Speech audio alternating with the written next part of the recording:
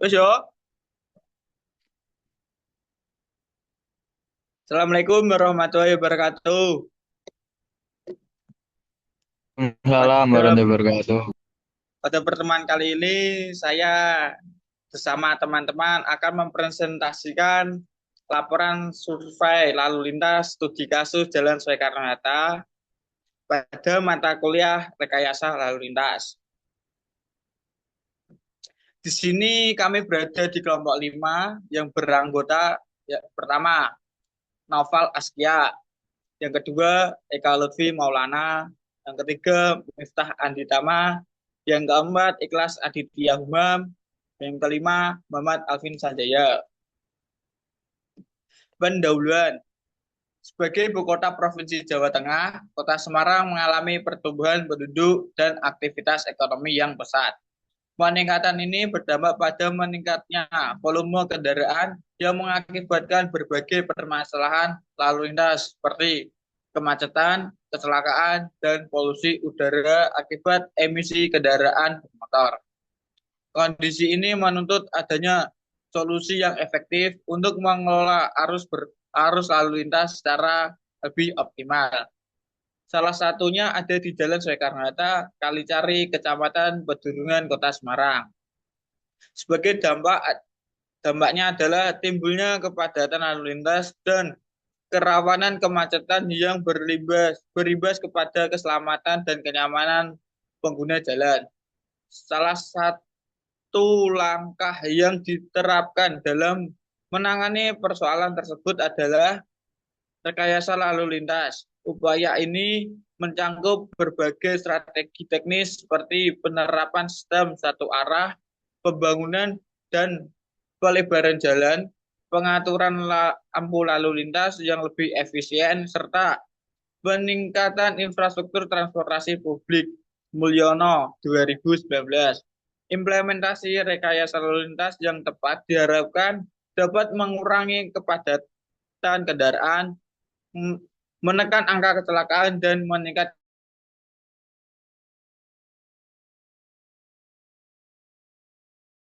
Yang pertama, bagaimana kondisi geometrik Jalan Soekarno-Hatta. Yang kedua, bagaimana perhitungan volume lalu lintas pada arah timur dan barat.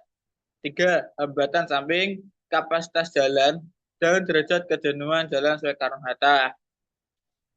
Empat, Soekarno-Hatta saat kondisi peak hour, jam puncak. Lima, bagaimana kondisi lalu lintas Jalan Soekarno-Hatta 5 tahun dan 10 tahun ke depan. Data geometrik ruas jalan. Yang pertama, data geometrik jalan adalah data tentang kondisi jalan itu sendiri secara nyata di lapangan.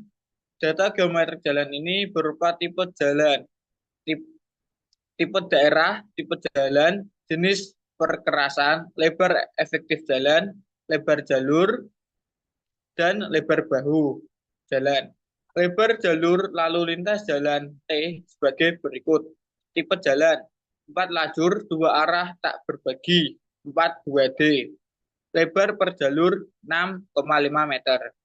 Lebar per lajur 3,25 meter.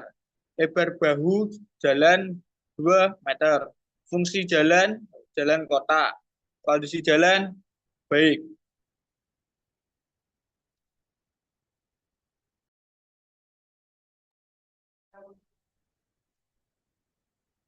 Volume lalu lintas arah timur berdasarkan hasil survei yang dilakukan didapat hasil periode jam puncak pagi jadi pukul 7 sampai 8 WIB dengan total kendaraan sebesar 1.778,9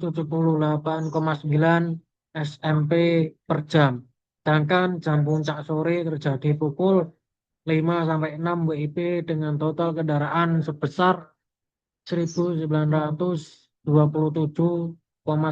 SMP per jam. Volume lalu lintas arah barat. Berdasarkan survei yang dilakukan didapat hasil periode jam puncak pagi terjadi pukul 7 sampai 8 WIB dengan total kendaraan sebesar 1.490,8 SMP per jam. Sedangkan periode jam puncak sore terjadi pukul 5 sampai 6 WIB dengan total kendaraan sebesar 1.323,1 SMP per jam.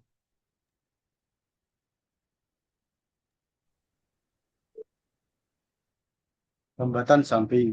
Dari pemeriksaan survei yang telah dilakukan, dapat disimpulkan bahwa jalan tentara pelajar pada segmen yang diteliti termasuk jalan yang memiliki hambatan samping sedang M dengan jumlah bobot segmen kisaran antara 300 sampai 499 derajat kejenuhan. Dari data di atas dapat diambil kesimpulan bahwa lokasi Jalan Soekarno-Hatta jam puncak pagi hari terjadi pada pukul 07.00 sampai 08.00, di mana waktu tersebut merupakan waktu bagi pekerja dan pelajar. Sedangkan jam puncak sore hari terjadi pada pukul 17.00 sampai 18.00. Evaluasi kinerja untuk 5 tahun mendatang. Berdasarkan hasil evaluasi kinerja ruas Jalan Soekarno-Hatta arah timur untuk waktu 5 tahun mendatang, kondisi lalu lintasnya memiliki derajat kejenuhan senilai 0,0542 maka termasuk loss C, di mana arus stabil. Sedangkan untuk arah barat, 5 tahun mendatang derajat kejenuhannya senilai 1,109 termasuk loss F, di mana arus yang dipaksakan macet.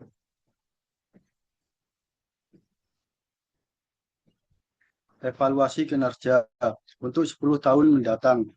Berdasarkan hasil evaluasi kinerja ruas Jalan Soekarno-Hatta arah timur untuk waktu 5 tahun mendatang, kondisi lalu lintasnya memiliki derajat kejenuhan senilai 0,542 maka termasuk loss C, di mana arus stabil. Sedangkan untuk arah barat, 5 tahun mendatang derajat kejenuhannya senilai 1,109 termasuk loss F, di mana arus yang dipaksakan macet. Kesimpulan. Satu, kondisi geometrik pada ruas Jalan Soekarno-Hatta yaitu lebar lajur 3,25 meter untuk lebar jalurnya 6,5 meter. Bahu jalan 2 meter, median 50 cm. Tipe jalan yaitu 4 lajur 2 arah tak terbagi, kurang buka 4/2D. Kesimpulan. 2. Berdasarkan hasil survei didapatkan volume lalu lintas dari arah timur dengan jam puncak pagi terjadi pada pukul 7 sampai jam 8 waktu Indonesia Barat dengan total kendaraan sebesar 1.778,9 SMP per jam. Jam puncak sore terjadi pada pukul 5 sampai 6 waktu Indonesia Barat dengan total kendaraan sebesar 1.927,1 SMP per jam. Sedangkan dari arah barat jam puncak pagi terjadi pada pukul 7, 8 sampai yang memiliki dengan total kendaraan sebesar 1.490,8 SMP per jam. Jam puncak sore terjadi pada pukul 5 sampai jam 6 waktu Indonesia Barat dengan total kendaraan sebesar 1.323,1 SMP per jam. Perhitungan hambatan samping masuk ke dalam hambatan samping sedang atau N dengan jumlah bobot segmen kisaran antara 300 sampai 499. Analisa kapasitas diperoleh 3.135 SMP per jam. Derajat kejenuhan didapat pada pukul 7 sampai 8 waktu Indonesia Barat. Untuk jam puncak pagi dan pukul 5 sampai jam 6 waktu Indonesia Barat, jam puncak sore. Kesimpulan 3. Evaluasi kinerja ruas Jalan Soekarno-Hatta arah timur untuk 5 tahun mendatang, kondisi lalu lintasnya memiliki derajat kejenuhan sebesar 0,655 dan termasuk loss C, di mana arus stabil. Sedangkan untuk arah barat 5 tahun mendatang derajat kejenuhannya sebesar 0,450 termasuk loss C, di mana arus yang dipaksakan atau macet. Untuk 10 tahun mendatang arus Jalan Tentara Pelajar arah timur memiliki derajat kejenuhan sebesar 0,699 termasuk loss C, di mana arus stabil. Sedangkan untuk arah barat 10 tahun mendatang derajat kejenuhan senilai 0,480 termasuk loss C, di mana arus yang dipaksakan macet. Terima kasih. Sekian dari kelompok saya. Apabila ada kesalahan kata, mohon dimaafkan. Wabillahi taufik wal hidayah. Wassalamualaikum warahmatullahi wabarakatuh. Waalaikumsalam Waalaikumsalam warahmatullahi warahmatullahi wabarakatuh.